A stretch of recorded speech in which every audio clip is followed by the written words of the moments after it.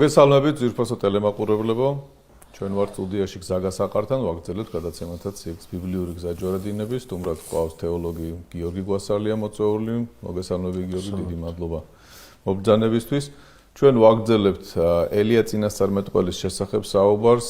წინა გადაცემაში ოდნავ შევეხეთ მის პიროვნებას და დღეს დღევანდელ გადაცემას ქვია ელია წინასწარმეტყველის გამოჩენა, როდესაც ის უკვე გამოდის და იწყებს მოქმედებას.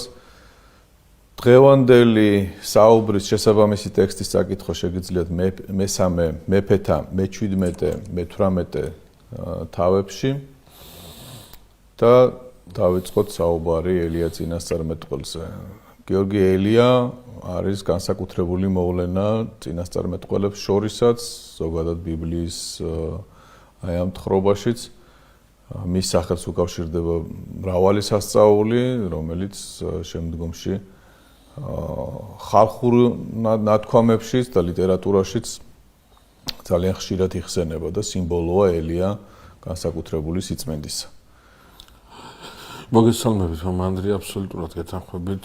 ელიას გამოჩენით ჩვენ თამამად შეგვიძლია ვთქვათ, რომ ისრაელის ისტორიაში რაღაცა ეპოქა შემოდის, ელიას ეპოქა. ჩვენ წინა შეხვედრისას ხაზგასმით თქვი და მინდა ეს გავიმეორო, რომ ელიას მოღვაწეობის განხილვა წარმოუდგენელია მოსეს გახსენების, მოსეს მოღვაწეობის გახსენების გარეშე. ჩვენ ეს ორი პიროვნება ერთად უნდა წარმოვადგინოთ ისევე, როგორც ისინი ერთად განან თაბორის მთაზე მაცხოვრებთან ერთად. ეს ძალიან მნიშვნელოვანია. რატომ არის, რომ სწორედ ეს ორი გამოჩნდა მაცხოვრებთან თაბორის მთაზე და არა ვთქვათ სხვა, რომელსაც საუბრისას შეიძლება ვერც დავასრულოთ და ვერც ვასაქმნოთ. ბოლომდე ვერ შემოვკრიბოთ. ყველაფერს თავი დავანებოთ, მათემახარებელი ხაზგასმით ამბობს, რომ ეს არის წიგნი შობისა იესო ქრისტეს ისა დავითისა ძისა აბრაამისა და არა აბრაამი და დავითი საოცრებები, რომელზეც ჩვენ უკვე დიდხანს ვისაუბრეთ.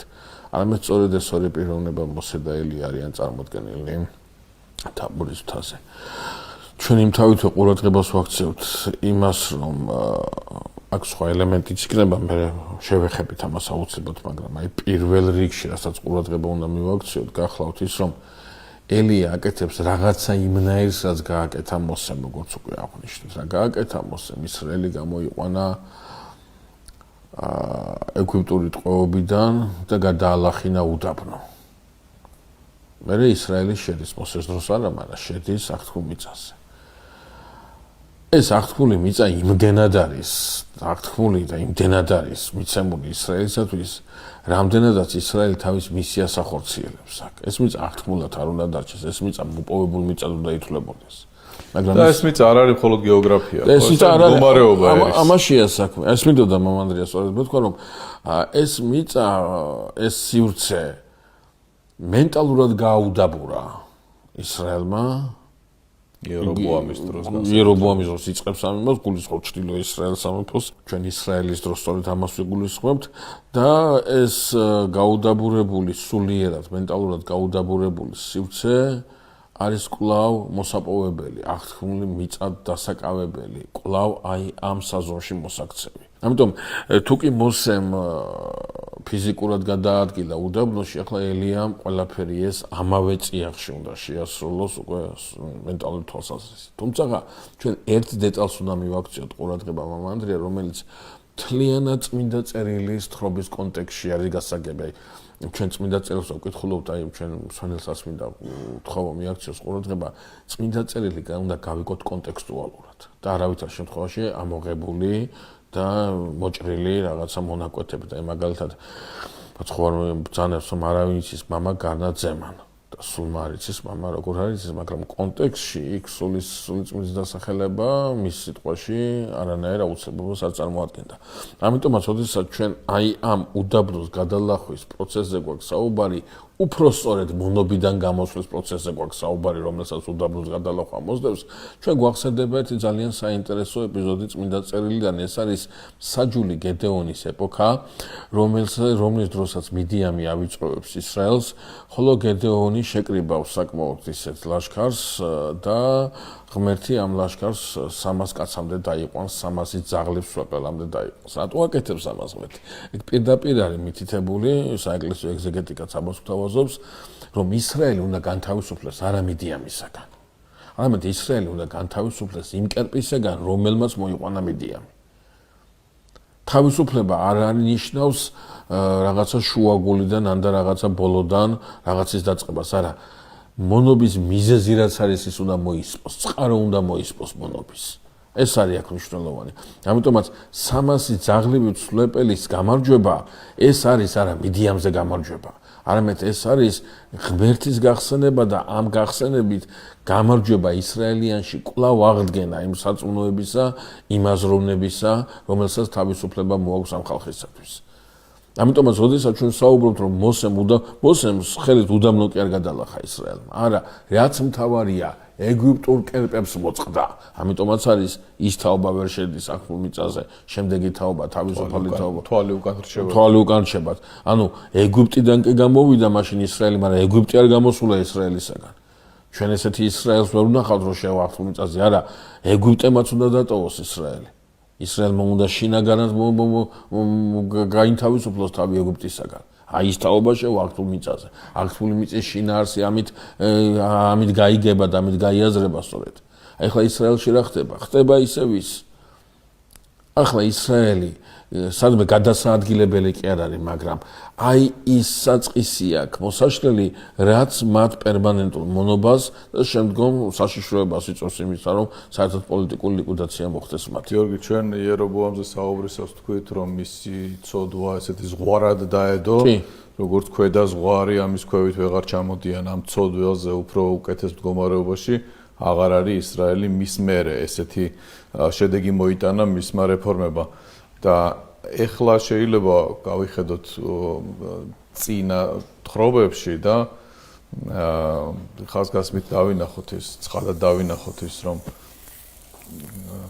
გადაადგილებაც რამხელა დამხმარე იყო იმისათვის, რომ კერპებისაგან გათავისუფლებული იყო. მოძრაობა. ეხლა იგივე ადგილზე არიან და კერპებისაგან გათავისუფლება გაცილებით უფრო რთულია, ვიდრე უდაბნოში ხეტიალის დროს, როდესაც მოწყდნენ ეგვიპტეს და სხვა თაობა იბადება ისე, რომ ივიწყებს წარსულს, იმ მონობას ივიწყებს და კერპებს ივიწყებს. აქ იგივე გეოგრაფიაში უნდა იცხოვროს და ხედავთ, რომ გაცილებით რთული გადასალახი არის ეს პრობლემა. და ამ დროს მოდის ელია. მომდევნო თქვენ ახლა ძალიან მნიშვნელოვანი და ღრმა სიმბოლურ იმაზე გააკეთეთ, რა ქვია, აქცენტი. ეს ძალიან მნიშვნელოვანი რამე ბრძანეთ, ამას კიდევ გაგრძელება უნდა, ამის აკაჩერება ყველა წარმოუდგენელია.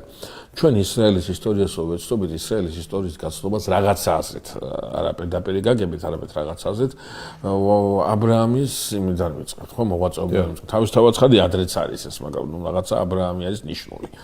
ხო? ჩვენ სამამამთავრო ისტორიაში რასაც ვხედავთ, ეს არის ხეტიალი.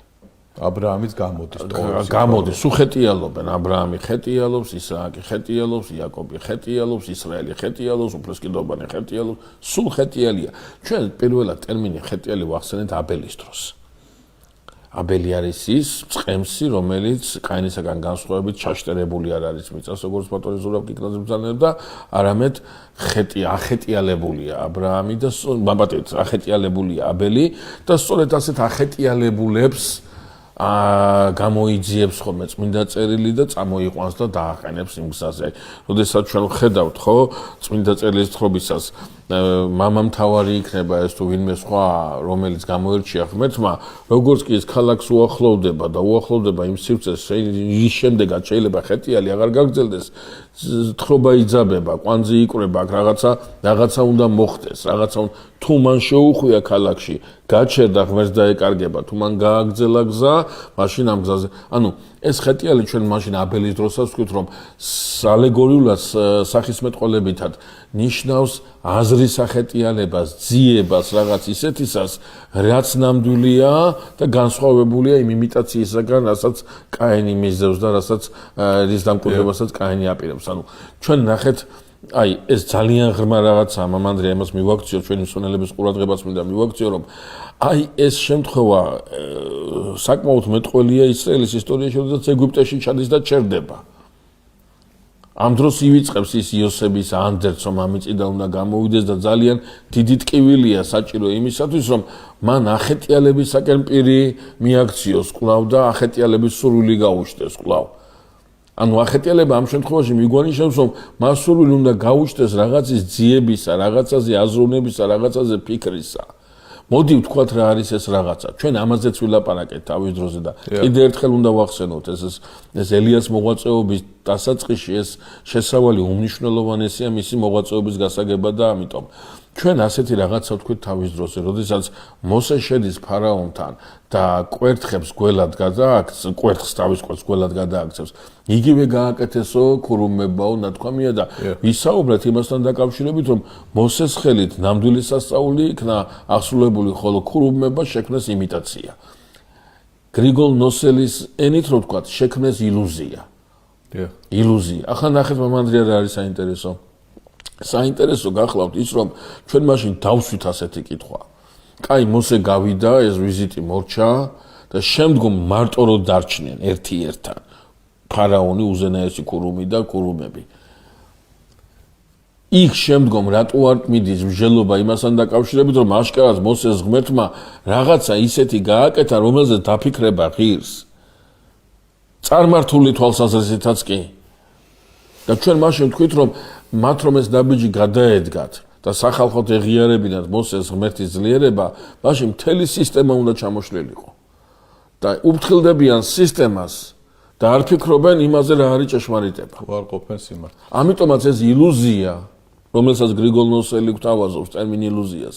ეს ილუზია ქმედითია სწორედ მაშინ, როდესაც შენ თვალი გაქვს დახოჭული ჭეშმარიტებისათვის და გააქვს ერთადერთი სურვილი, რაღაცა სისტემა, რომელშიც თავს კომფორტულად გრძნობ, ეს სისტემა შეინარჩუნო. რატომ ამბობ ამას მე? მაცხოვარი ბრძანებს ასეთ სიტყვას: "სად ჭეშმარიტი და ჭეშმარიტებამ განგათავისუფლოთ თქვენ?" რისგან უნდა განვათავისუფლოთ ჩვენ ჭეშმარიტებამ? მაცხოვარს არ მოუტანია სოციალური პროგრამა, მაცხოვარს არ მოუტანია პოლიტიკური პროგრამა, რომლის ხედვაც უკვე თანამედროვე თეოლოგიაში ბევრს სურს სამწუხაროდ და ცდებიან და კარგავენ იმ ქრისტეს, რომელიც ისტორიულია და რომელიც განკაცდა და იღებენ მათ მიერ გამოგონილ რაღაცა ღმერთს და იმას არქმევენ ქრისტეს სწორედ. რისგან განთავისუფლებს ჭეშმარიტება? რაღაც სოციალური ჩაგვრისაგან, პოლიტიკური უსამართლობისაგან, რისგან განთავისუფლებს ჩვენ ჭეშმარიტება? ჭეშმარიტება განთავისუფლებს ილუზიებისაგან. ილუზიებისაგან, რომელიც მოდის დაცემული ძალისაგან, სულიერი ფარაონისაგან. რას აკეთებს ელიას მისია რა არის? მოსეს მისია რა იყო კვერთხის გველადცევისა? აი ამ ილუზიიდან უნდა გამოვიდეს ხალხი. იგივე უნდა გააკეთოს ახლა ელიამ. რომელი ილუზიიდან? ძალიან კაი გადმის რომელი ილუზიიდან? ცოტა მოგვიანებით ჩვენ მერე შევეხებით ამ პროცესს. ეს არის კერპსახურება არის და ამაშია საქმე. აი ნახე დავაკურდეთ. ეს აკეთა იერობოამმა, ხო? არა მარტო იერობოამმა, მამანდრე, ამას ჩვენ ხვდებით ყოველდღიურად. ეს შეიძლება, კერპი შეიძლება გახდეს სასულიერო პირი. კერპი შეიძლება გახდეს რაღაცა მოვლენა, რაღაცა სოციალური პროგრამა, რაღაც პოლიტიკო, ყველაფერი შეიძლება კერპი გახდეს. ყველაფერი ჩვენ თავის დროზე აბა გავიხსენოთ. ყველა ძალიან მნიშვნელოვანი მომენტი შევეხეთ. რა მომენტი იყო ეს, როდესაც ისრაელმა უფლისყიდობანი გაიტანა ბრძოლის ველზე ელი მღვდელმთავრის დროს და უფლისყიდობანი იმედი ჰქონდათ უფლისყიდობისა თვითონ ამ კონსტრუქციისა და არა იმ ცხოვრების წესისა და აზროვნების ფორმისა, რომლითაც ისინი ჭეშმარიტებასთან იქნებოდნენ წილნაყარები. ელი მღვდელმთავრის შვილების საქციელი, მათი გაღწნილობა, ისრაელის დაცემულობა. აი ეს არ იყო მნიშვნელოვანი, როგორ ცხოვრობდნენ, როგორ აზროვნებდნენ, ამას არ ქონდა მნიშვნელობა. თავარია ეს ნივთი ქონოდათ. ამ ნივთის გაკერპება მოხდა და დაკარგა კიდევაც მაშინ ისრაელმა ღვთისმსკიდობანი. ეს უნიკალური საოცარი სიწმინდე. რატომ? იმიტომ რომ სიწმინდისაგან განძარცვეს ის. ამიტომაც, როდესაც ჩვენ ილუზია გვაქვს, კერპზე, ბაპატეთ, კერპთაყვანისმცემლობაზე გვაქვს საუბარი, ეს არ არის აუცილებელი იყოს ელიას დროს და იერობოამის დროს. დღევანდელ დღემდე ასეთი კერპების შემოთავაზება ძალიან ხშირია და ძალიან რაც უფრო დრო გადის, უფრო დახვეწილ ფორმებს იღებს ის. წარმართული აზროვნება ისტორიული მოვლენა არ არის. ის ჩვენ ნეოპაგანიზაციის ეპოქაში ვცხოვრობთ. როდესაც წარმართი ღმერთები უკვე ახალი ძალით იწყებენ შეტევას. ხო, არც არასოდეს გამქრალა წარმართული დოგმები. ხო, ყოველთვის იყო და ნებისმიერი თუნდაც ქრისტიანული ნებისმიერი რელიგიური რადიკალიზმი რაღაც პოლუსს ქმნის, რომელიც თავის თავში წარმართულ აზროვნებას გულისხმობს. კი, მამანდრე, ნახეთ რა არის მნიშვნელოვანი, როდესაც კერპთაყვანისმცემლობაზე გვაქვს საუბარი და ილუზიაზე გვაქვს საუბარი, რომელსაც გვთავაზობს დაცემული ძალა საკუთარი კომფორტისათვის. ამ ილუზიის ყველაზე დამღუპელი მოქმედება აქვს თავის თავაცხადია, მაგრამ ასე ვთქვათ, რომ გამოვყოთ და რაღაცა ერთზე გამომახვილოთ ყურადღება, გახლავთ ის, რომ ამ დროს შენ ფიქრობ, რომ აკეთებ სიკარგეს, აკეთებ სიკეთეს. და ვინც ამ კერპთაყვანისმცემლობას ხელს უშლის, ვინც ამ კერპთაყვანისმცემლობას ეწინააღმდეგება, ის ქვეყნის მაოხრებლად მეგაჩნია. ზუსტად ეს სცენა ისახება წმინდა წერილში. ჩვენ დავინახავთ, რომ ელია აღქმულია როგორც ქვეყნის მაოხრებელი, ხოლო აქაბი აღქმულია როგორც ქვეყნის მაშენებელი. რაღაცა აზრით რომ შევხედოთ, ხო, ჩვენ წინა შეხვედრაზე ხაზი გაუსვით ამას და მოდი კიდევ ერთხელ გავიმეოროთ, რომ ომრი აქაბის მამამ, რომელიც ავიდა ტახტზე მორიგი გადატრიალების შედეგად, ისრაელი წამოაყენა ფეხზე. ეკონომიურად წელში გამართა, პოლიტიკური დომინირების ნაქტივები მისცა, გარკვეულწილად ჯარი გააძლიერა და მოაბი დახარკა. საკმაოდ გააძლიერა ომრის დროინდელი ისრაელი, საკმაოდ ისეთია, წარმოსადეგი ისრაელია და საკმაოდ ისეთ ნათელ წარსულს ახსენებს ისრაელიანებს.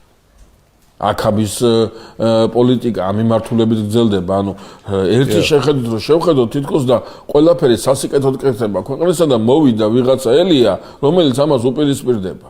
და თავისთავადია ილუზიაში მყოფი მასისათვის, რომელსაც აზროვნება ეკრძალება, მას შეუძლია თავისუფლად თქვას, ხოლო იმას ასაც ეტყვიან, თორე რასაც არ ეტყვიან, იმის თქმას თუ გაბედავს, ის უკვე ქვეყნის მაუხრებელი ხდება. დიახ. ასე გაიგება სისტემის მოფრთხილება. ხო, ასე გაიგება დღესაც თავისუფლება. სიტყვის თავისუფლება ამას ნიშნავს, რასაც გეტყვიან, ის შეგიძლია თავისუფლად თქვა. ეს ამას ნიშნავს და არა ის, რომ შენ თავისუფალი აზრი ქონდეს და შენი აზრის რაღაცა ღრმა ანალიზს აკეთებდე და ამას სთავაზობდე საზოგადოებას. ამიტომ, როდესაც ჩვენ ვსაუბრობთ ელიას ეპოქაზე, ელიას ეპოქის ძალიან ნიშანდობლივია, ძალიან მსგავსია მოსეს ეპოქა. უდაბნოს გადალახვის აუცილებლობის ეპოქა, მონობიდან გამოყვანის ეპოქა. თითქოს და გეოგრაფია ერთია, მაგრამ ისრაელის ამ ერთ გეოგრაფიაში ჩვენ წმინდა წერილი გვეუბნება, რომ ეს არის ამ სივრცეში გაჩერებული ხალხი, რომლებიც მენტალურად უნდა ახეტიალდნენ, დაიწყონ ძიება, დაიწყონ აზროვნება. ხო, სივრცე, ანუ გეოგრაფიულ სივრცე. ახლა კიდევ ერთი საინტერესო დეტალი. ელია მოდის გალაადიდან. ან ტრანსიორდანიიდან. ნახეთ, ელია იქვე კი არ არის, არა, მოხეტიალია ელია მოძრაობაში მოყვანილი პიროვნება, ის რომელიც შემოვიდა აქ. თითქოს და გაიმეორა ის გზა, რა გზითაც ისრაელი შემოდის ისრაელში. მე რაღაცა ისე ცოტა ხატოვნადაც მინდა ვთქვა, თავის თავაცხადი არც ასაწერია, არც არავის უთქვავს და არც აუცილებელია რომ რაიმე მსგავსი იყოს, მაგრამ რაღაცა ხატოვნად მინდა ვთქვა, რომ შეიძლება ელიამ ჩაუარა იმ 12 ლოდს, რომელიც ისუნავეს ზემ იორდანის ფსკერზე დაალაგებინა ისრაელიანებს და ამ ადგილიდან მერე გაუარა გილგალს, სადაც ის 12 ლოდი დგას, რამაც ისრაელს უმნიშვნელოვანესი რამე უნდა შეახსენოს და ცოტა ხანში ეს ადგილი რელიგიური გარყვნილების ცენტრად იქცევა და საშინელ სიმახინჯეს და სიბინძურეს წარმოადგენს. მე არ წამომცდენია ისუნავესძეს დასახელება. მე არ წამომცდენია და შემთხვევით არ გამისვავს ხაზი ელიას იორდანეზე გადმოსვლასთან დაკავშირებით. საქმე ეს გახლავთ, მამა ანდრია, რომ ელიას გამოჩენა იწყება ძალიან საინტერესო ეპიზოდით, რომელიც წმინდა წერილში არ ფიქსირდება, მაგრამ იუდაური გარდამოცემა ძალიან საინტერესო ინფორმაციით ავსებს ამ თხრობას. ცოტათი ადრე, სანამ ელია წინასწარმეტყველს ახსენებდა წმინდა წერილი, ერთ ასეთ ამბავს გვაუწყებს, რომ ბეთილელმა, ანუ ერთ-ერთმა ძალიან ისეთ შეძლებულმა დიდგვაროვანმა მიიღო გადაწყვეტილება იერიქონის რესტავრაციისა, იერიქონის აღდგენისა, რომელიც დაწყებულია იესო ნავეზის დროს. ანუ აქ საუბარია იმასთან დაკავშირებით, რომ ეს არის მასშტაბური პროექტი, რომელიც ვერანაირად ვერ განხორციელდება იმის გარეშე, რა ქვია, მეფის ნებართვის გარეშე და სადაც სახელმწიფო ინტერესები ბოლომდე უნდა იყოს გათვალისწინებული.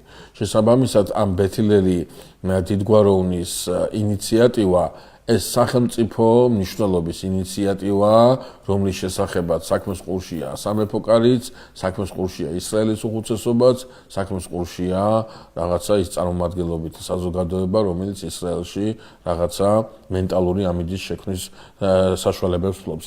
ნახეთ რა არის საინტერესო, იუდაური გარდამოცემა ჩვენ გვეუბნება, რომ როდესაც იერიქონში ჩავიდნენ აი ეს ბეთილელი დიდგვაროვანი და აქაბ მეფე იმისათვის რომ ეს პროექტი საბოლოოდ დამტკიცებულიყო და აქაბს გაეცა ბრძანება პროექტის რეალიზებისათვის საკმაოდ დიდი უკმაყოფილება გამოიწვია ისრაელის გარკვეულ წრეში. რა წრე შეიძლება ეს იყოს? პირდაპირ არ ჩანს თავისთავად ცხადია წმინდა წერილში, მაგრამ ჩვენ უნდა გავიხსენოთ, რომ ისრაელი ისევე როგორც ადამიანი სისხლისაგან იწრიტება და კვდება, ასე დაიწრიტა იმ მაცოცხლებელი ძალისაგან, რომელსაც ლევის ტომი და სამღვდელოება ჰქვია და ის ჩამოვიდა დასავლეთში. რა დაგვრჩა ისრაელში? ისრაელში დაგვრჩა წინასწარმეტყველთა სკოლა. წინასწარმეტყველთა სკოლა, რომელიც თავისთავში გულისხმობს რაღაცა კრებულს, რომლის მეთაური არის ცნობილი ღვთისმეტყველი, წინასწარმეტყველი, ღვთისკაცი და ასე შემდგომ და ასე შემდგომ. ამ შემთხვევაში ელიაზეა საუბარი, თავის დროზე სამუელზე იყო საუბარი, ხო? და სხვადასხვა პიროვნებები არიან ამ ნიშნით. ხა რა არის საინტერესო?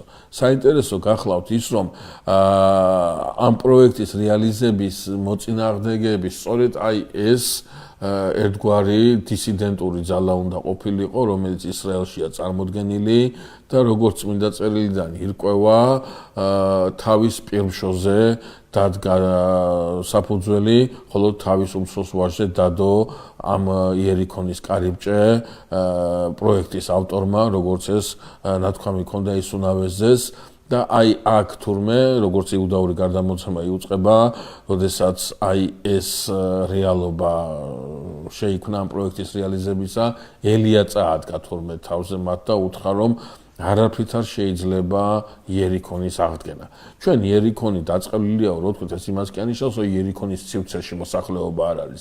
იერიქონი კლავდას როგორც ფორპოსტი, როგორც გაძლიერებული ისა, თორე ეს დასახლებული, ჩვეულებრივი დასახლებული სივრცეა. და აი ელიამ გაახსენა აქაბს აი ის წყევლა, რომელიც წყევლად ისუნავეზეს პერიოდში ითქვა თავად ისუნავეზის მიერ და ეს გარდამოცემა გვაუწყებს, რომ აქაბმა აგდებულად უპასუხა ელიას და უთხრა, ეგრე იმ ღმერთმა, რომლის ღმერთის სახელითაც ისუნავეზე წყევლას დებდა, იმაზეც კი დადო წყევლა, ვინც რჯულს დაარღვევდა, ანუ ამ ყველაფერს შეცვლიდა, ამ სასჯელს ამოულდა, სად არის სასჯელები? ისრაელი ყვავის, ისრაელი ვითარდება, ისრაელი ძლიერდება და არაფერი მსგავსი არ აღესრულება, ამიტომაც ეს ყველაფერი რაღაცა მონაგონია, ეს ყველაფერი რაღაცა სხაპრებია, რომლითაც თქვენ ხალხს ჭკუას ურევთ და შესაბამისად ეს ყველაფერი სიმართლეს არ შეესაბამება. სწორედ აქედან გამომდინარე, უკვე იმას აქვია იუდაური გარდამოცემა აგრძელებს თხრობას ისე, როგორც ეს წმინდა წერილში გრძელდება, ელიამ რომ ეს მოусმინა, გახედა აქავს და უთხრა უფლის სახელით, რომ წვიმა აღარ იქნება ქვეყნად ნიშნად იმისა, რომ ღმერთმა რა ისიც დადო, რა ქვია, მუქარაც დადო უღმერთოებასთან დაკავშირებით, შენ ის შეგესრულდება, რადგან წყალობას ვერ ხედავ ღმერთისაგან და ისრაელში დგება უწვიმარობის პერიოდი, რომელიც 3 წლის განმავლობაში გრძელდება, თუმცა მათ ხო არის 3 წელს და 6 თვეს ამბობს, ამიტომ ფიქრობენ, ახლა თავისთავადია ჩვენთვის საზომი, სწორედ მაცხოვრის სიტყვებია, ამიტომ ფიქრობენ, რომ პირველი 6 ნამდვილი უწვიმარობა 3 წელიწადნახევარი იყო, მაგრამ ასე ვთქვათ, ეს სიმძიმე ისრაელმა 3 წლის განმავლობაში შეიგრძნო, პირველი 6 თვის განმავლობაში გარკვეულწილად ის ახერხებდა რაღაცა ლავირებას, ხო, მთლიანად ეს ისა 3 წელიწადნახევრის განმავლობაში უნდა ყოფილიყო წარმართული. სწორედ აი აქიდან გამოჩნდა, აი აქ ჩდება ელია როგორც მოშურნე დამცველი საღვთო რჯულისა, მოშურნე დამცველი საღვთო ორწმენისა და ელიას ეს გამოჩენა, ახლა მე გარდამოცემას რომ 1 წუთი თავი დავანებოთ, ელიას გამოჩენა რაღაცა აზრით არის მოულოდნელი, აი თითქოს და უცებ გამოჩნდება, უცებ წაადგება თავზე აქავს, უცებ ეტყვის ამ იმას, და ეს მოულოდნელობა, გამოჩენის მოულოდნელობა ელია წინასწარმეტყველის ერთ-ერთი მახასიათებელი ხდება და როდესაც წმინდა იოანე ნათლისმცემლისა და ელია შედარება ხდება მათი მოღვაწეობის თვალსაზრისითაც, ხშირად იოანე ნათლისმცემლის მოღვაწეობაში მოულოდნელობის ამ ეფექტსაც აქცევენ ყურადღებას. თუმცა თავისთავად ცხადია არის ღრმა და მნიშვნელოვანი სხვაობა, ძალიან მნიშვნელოვანი სხვაობა, ეს გახლავთ ის, რომ იოანე ნათლისმცემლის ეპოქაში უდაბნოში ღაღადება ეს არ იყო მოულოდნელი შემთხვევა, ასეთი პრეცედენტები ფიქსირდებოდა, ხოლო ელიას შემთხვევაში ელიას ეს გამოჩენა საკმაოდ დაძაბულ მომენტში ხდება. თავისთავად ცხადია დაძაბულობა იოანე ნათლისმცემლის მესიანური მოლოდინის დაძაბულობა, აი მესიანური მოლოდინის დაძაბულობა არ არის ელიას დროს სწორედ, ხო? და ეს რაღაც ეს მნიშვნელოვანი სხვაობა არის. თუმცა აი ის სული, როგორც ამას მაცხოვარი მიუთითებს, ხო? ის ანთებულობა რა ანთებულობითაც იოანე ნათლისმცემელია უდაბნოში გამოსული, ელიას სულით მოღვაწეობას გულისხმობს, ამიტომ აი რაღაცნაირად ელია წინასწარმეტყველზე რომ ვსაუბრობთ, სწორედ უნდა გავიხსენოთ, ამიტომ გვევალება მის გასაცნობად გავიხსენოთ იოანე ნათლისმცემელი და მისი მოღვაწეობა. რას ეფუძნება იოანე ნათლისმცემლის მოღვაწეობა? რა არის ნათლისმცემლის ძალიან ისე მახასიათებელი შტრიხი, რომელიც აი აუცილებლად თვალში ხვდება და ელია წინასწარმეტყველთან კავშირს გვამყარებინებს. ეს გახლავთ მისი მოშურნეობა, როგორც ვთქვით, უფლის, ჯულის უფლის, იმისათვის, რა ქვია, წმენის სულით მსახურება, რაღაცა განსაკუთრებული მსახურება. ხო, მაგრამ ამანდრე ჩვენ ხაზი რას უნდა გაუსვათ, იცით? ხაზი უნდა გაუსვათ ერთ ძალიან მნიშვნელოვან დეტალს, რომლითაც ჩვენ აი შეგვიძლია უკვე ელიას მსახურებაზე აქცენტი ბოლომდე ავიღოთ. ეს არის არა მარტო იმ სულით ქადაგების დეტალი, არამედ ეს არის თემა, შინაარსი, რაზე ქადაგებენ ის. გასაგებია, ნათლისმცემლის ეპოქა რაღაც აზრით სხვაობს, მაგრამ არსებითად ორივე ელიაც და იოანეც მიუთითებენ ერთადერთ რამეზე, მიუთითებენ ჭეშმარიტი ღმერთის ცნობაზე. მიბრუნებაზე. ხო, აი ეს ტერმინი აბსოლუტურად პრინციპულია თქვენ რა ძალიან მამანდრი, ანუ აქ მარტო მსახურებაზე კი არის საუბარი, აქ არის საუბარი მოტრიალებაზე. და ეს მოტრიალება რა არის? რითი იწყებს გადაგება? სინანულით იწყებს საუბარს ნათლისმცემელი, სინანულით იწყებს საუბარს ჩვენი მაცხოვარი.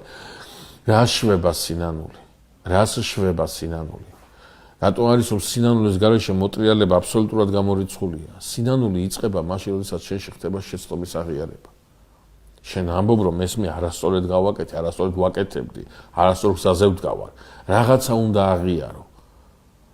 უნდა აღიარო და ელია როდესაც შემოდის თავისი მსახურებით, ელიას მსახურების არსი არის, რომ ისრაელმა რაღაცა აღიაროს, შეცდომა აღიაროს, გაიხსენოს ის, საიდანაც შეცდა. ეს არის არსებითი ელიას მოღვაწეობაში. აი როდესაც აი რატომ არის რომ მაცხოვარს ვერ იცნობენ? რა არის ის, რითაც ღმერთი ვერ უნდა იცნო? რა არის ის, რითაც ღმერთთან ურთიერთობას ვერ აღადგენ? რითი უნდა გააკეთო ეს? აღიარებით. აღიარებით, შენ უნდა გაკერპდე. რა თქმა უნდა. უნდა გაკერპდე. აი ნახეთ როგორ არის მაცხოვრისთვის როგორ არის ხომ? აი წესების დაცვა აბსოლუტურად კმარია. და უკვირთ რომ მესია ჩვენთან რატო არ უნდა ვიდოთ, ყველაფერს ხო ვიცავთ. აი რა დავაშავეთ, ხო? აი რა დააშავა ფარისეველმა? რატო გამოდის მეზობელი უბრალოდ? მოდით ვთქვათ აქ, რომ ფარისეველმა რა გააკეთა? წესი აქცია კერპად. ამაშია, აი აქ უნდა მოვსულიყო. წესი, რომელიც დამხმარე არის იმისათვის, რომ როგორც ჭურჭელმა სული შეინახოს, თვითონ ეს ჭურჭელი იქცა მთავარ საგნად, აი წესი იქცა მთავარ საგნად და რამდენადაც წესთან მიახლოებით მსახურობს ადამიანი, იმდენად იზომებოდა ამით მისი ღვთისმსახურებაც, რაც რა თქმა უნდა არის რაღაცა რადიკალიზაცია. ამ რადიკალიზაციას აქვს კიდევ ერთი ნიშნული, რომელიც სახარებაში შესანიშნავად ჩანს და იგივე აზრი შეიძლება ჩვენ ელიას ეპოქის ისრაელშიც დავინახოთ. რა არის ეს? რომ ბევრი რამე ამ წესებში თვითონ ადამიანისაგანაა მოგონილი და არანაირი ის არ აქვს კავშირი არ აქვს ღმერთთან. აბსოლუტურად არანაირი. ანუ ეს არის რაღაც ადამიანის მოგონილი მსახურებები, რომელიც რაღაც აზრით აი ამ კომფორტს ქმნის.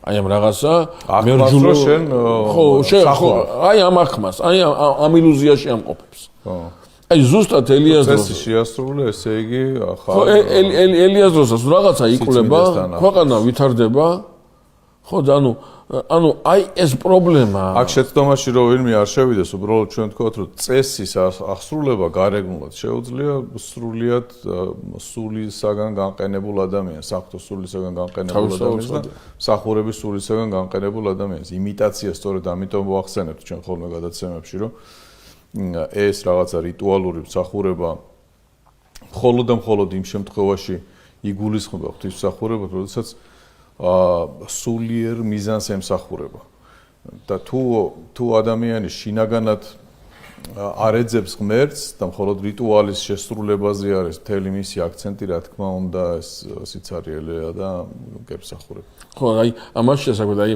სიცარიელეში, აი ამ იმის მასში, რა ქვია, ამოსავსებად, უფლისულით ამოსავსებად შემოდის ელიანო. ჩვენ ელიას მოღვაწეობის დასაწყისს რო ვეცნობით, ჩვენ გვჭირდება ეს პარალელები, ვინაიდან ელია ეპოქას ქმნის ამით სწორედ. ჩვენ ბოლოს ვნახავთ მე რომ ელია ამ ქვეყნიდან სიკვდილ განუცდელი გავა. ის მას ასე ვთქვათ, სულისა და ხორცის განშორება განცდილი არ აქვს როგორც მამამთავარ ენოქს. ისე რა საოცარია, შეეშინდაო ელიას. ხო, მე ვისაუბრებთ ამასაც, ხო? რომ დაემუქრენ შეეშინდა. ხო, ელიაზე ხო. და რა ჩანს, იცი, რომ წმინდა წერილი ადამიანურ მხარეს ამალავს აჩვენებს. ძალიან ცოცხალი. აი ეს ადამიანი, რომელსაც რამდენჯერმე გამოეცხადა ღმერთი მარტო ამ თხრობის პერიოდშიც ანგელოზი გამოეცხადა უდიდეს ღვაწლს იღებს, უდიდეს რისკზე მიდის, ხო? ეხლა იქ ჩადი და ამხილე როგორია ეხლა ეს გაკერპებული ხალხი. რაღაცა მომენტში წმინდა წერილი წერს რომ შეეშინდა ელიასო. ხო და ძალიან ცოცხალია და აი ჩვენ როდესაც წმინდა მამათა ეგზეგეტიკას მივყვებით წმინდა მამათა ეგზეგეტიკა აი ამ სიცოცხლის უნარიანობას, აი ამ განსაკუთრებულობას ყოველთვის ითვალისწინებს. ამიტომაც არის რომ ჩვენ საეკლესიო სწავლება, საეკლესიო ცხოვრების წესი ხშირად არ გვაქვს სწორედ გაგებული და ის წესებამდე გვაქვს დაყვანილი იმ დროს, როდესაც წმინდა მამა აზროვნებს წმინდა წერილის შესაბამისად და მის ამ აზროვნებაში გათვალისწინებულია მთელი რეალობა, სისუსტისა, დაცემის ალბათობისა, შესაძლებლობისა, თავისუფლებისა და ასე შემდგომ და ასე შემდგომ. აი ძალიან ხშირია ხოლმე შემთხვევა, როდესაც ხდება რაღაცა საღვთისმეტყველო თემაზე საუბარი იმ დროს, როდესაც წმინდა წერილის კონტექსტი სრულიად გაუთვალისწინებელია. და ამ დროს ეს წმინდა მამა, რომელზე დაფუძნებითაც შეიძლება ღვთისმეტყველებდეთ, ამ დროს ეს წმინდა მამა სწორედ ბიბლიაზეა ორიენტირებული და ბიბლიის სულით არის და წმინდა წერილის სულით არის ამეტყველებული და იმას ეფუძნება, ხო? ჩვენ ვერ ვნახავთ ერთ წმინდა მამას, რომელიც უბრალოდ თავის აზრს ბიბლიურ მოსაზრებაზე არ აყრდნობდეს და ამით არ ავითარებდეს ამას. ამიტომაც რაღაცნაირად აი ჩვენს დღევანდელ რეალობაში, ხო, ეკლესიურ რეალობაში მერჯულეობის პრობლემა უკავშირდება სწორედ ამას, წმინდა მამის და წმინდა წერის არაკონტექსტუალურობას. მის რაღაც ამონაგლეჯ და ამონარითან დაჩაბღაუჭებულობას. იმ დროს, როდესაც წმინდა წერილი ძალიან ცოცხალია, წმინდა წერილი გვეუბნება, რომ რაქაბი მეძავი იყო. რაქაბი მეძავი იყო. მათე მეზვერე იყო. ამას ხალხს უსვამს. საოცარ ამბავს გვიყვება. პეტრეს შეეშინდა. პეტრე საოცარ ამბავზე საუბრობს წმინდა წერილი. სახარებაში. მე ძალიან ისე მიყვარს ხოლმე ეს ადგილი. იოანე მოციქული, სიყვარულის მოციქული, მაცხოვრის გულთან ჩახუტებული მოციქული, ეს საოცარია მოციქული. უკაცრავად, მაგრამ ცოტა ხნით ადრე თავის მასთან ერთად მაცხოვარს უფლებას თხოვდა. ცეცხლს ჩამოიყვანა, მოუწვა კავთელი სოფლის ამოწყვეტას და ამოხოცვას აპირებდა. ხალიან კაციან ბავშვიანად. და სულ თვალს არ დაახამხამებდა. ეს იონეზია ხო საუბარი. ხო და ამიტომ აი წმინდა წერილი ამას კი არ მალავს იმას კი ანიშნავს რომ დასამალი რა აქვს, არა, მიდგომა აქვს მას ასეთი ღვთაებრივი, არა მერჯულეული, არამედ ღვთაებრივი. ამაზე ამბობს მოცხოვარი, ჯულის დასახსნელად კი არა ვარ მოსული, ჯულის ასახსრულებლად ვარ მოსული. აი სწორედ ეს შემოდის, ეს ელემენტი შემოდის, აი რატო ვერ უგებენ მაცხოვარს? ვერ უგებენ მაცხოვარს სწორედ იმიტომ რომ მათში არ არის განცდა იმისა, რომ შეიძლება რაღაცა დააშავეს, შეიძლება კერპთაყვანისმცემლობის წვიათში არის შესაძლებელი. ძალიან კმაყოფილები არიან იმით, რომ წესებს ასრულებენ და ეს წესები მათ აი რაღაცა მინიმალურ კომფორტს სთავაზობს. აი ამ კომფორტში არის გამყარებული. ამ კომფორტის დასარღვევად შემოდის ელი. ამიტომაც ელიას შემოსვლას, ელიას ამ მოღვაწეობას სწორედ ის ცეცხლოვანება ჭირდება, სულის ის მხურვალება ჭირდება, რაც ელიას ახასიათებს. რატომ ამბობ ამას? განა მარტო ელიაა. ელიას დროს წინასწარმეტყველთა მთელი დასია. ელიას თავი მარტო ეგონა და მე ვნახავ 7000 კაცია მუხლი არ მოუდრეკიაო ბაალისთვისო. მარტო ელია კი არ არის ასე. წინასწარმეტყველები ჩვენ 100 წინასწარმეტყველი ვიცი, წინასწარმეტყველი არა რომელიც წინასწარმეტყველი, ამ წინასწარმეტყველთა სკოლის წარმომადგენელი. 100 ვიცით, 100 კაცი ვიცით. როგორ მარტო ელია არ არის არავითარ შემთხვევაში, მაგრამ ამნაირი მარტო ელია. ესმით აი, ამნაირი მარტო ელია. ისევე როგორც ნათლისმცემლის დროს შეიძლება ბევრი მოელოდა ხო სასופველოს და ასეც იყო, მაგრამ იმის მთქმელი უდაბნოში გალობელი, აი ეს უდაბნოს გრიტი რაც არის, ხო? ის შეიძლება იონე ყოფილიყო, სხვა ვერანაირად ვერ იქნებოდა. ამიტომაც ელია წინასწარმეტყველს როცა გვაქვს საუბარი, ჩვენ ვიწყებთ საუბარს ვიღაცა ისეთზე, რომელიც ღმერთმა გამოარჩია მოსესავით, იოანესავით, პავლესავით. ეს არის განსაკუთრებული პიროვნება, რომელსაც სმენა ჭირდება ისე როგორც მოსესეუბნებია. შენ გითხარი და ისე მოგისმენთ თითქოს ღმერთს უთქვიაო ჩვენთვის. დიდი მადლობა გიორგი ამ საუბრისთვის, ჩვენთვის ძალიან მნიშვნელოვანი არის საქართველოსთვის და ქართველი მორწმუნეებისთვის ელია წინასწარმეტყველი. მისი ხალენი სვეტ ცხოველში არის და ჩვენთვის განსაკუთრებული თაყვანისცემის საგანი არის. ჩვენ გავაგრძელოთ საუბარი ელია წინასწარმეტყველზე შემდეგ გადაცემაში. ბევრი გვაქვს კიდევ საინტერესო საკითხებზე აქცენტი გასაკეთებელი. მაყურებელს კი ვთხოვ, რომ ჩვენ რადგანაც თემებში შევდივართ ხოლმე და განმარტებების ნაწილს დიდი დრო მიაქვს გადაცემაში ქრონოლოგიურად ეს საკითხავები მითითებულ თავებში რომ წაიკითხოთ. შეგახსენებთ, რომ დღევანდელი საკითხავი შეგიძლიათ წაიკითხოთ მესამე მეფეთა წიგნში, მე-17, მე-18 თავებში. ამით დაგემშვიდობებით, მომავალ შეხვედრამდე კარგად ბრძანდებოდეთ.